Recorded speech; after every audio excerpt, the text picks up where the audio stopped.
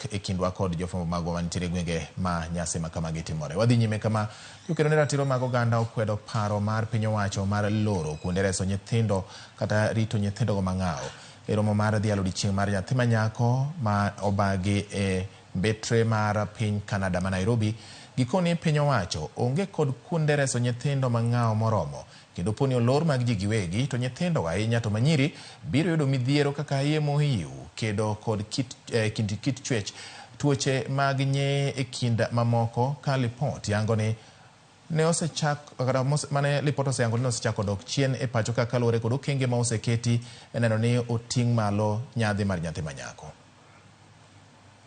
There's been a call to close down these private orphanages, but the question is, does the government really have the capacity to take in all these children? If those homes where they come from do not provide, a safe environment for them to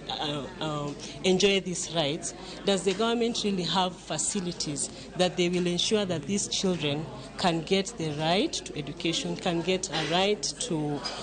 their right to good life, a good life, can enjoy a right to good health? Probably not. We know that even as they are doing this, they need to tell us that this is the plan that they are taking, because again, it will mean that most of these children who are already vulnerable will be again more vulnerable if they're exposed to the society without, giving them like a reprieve on where to go next.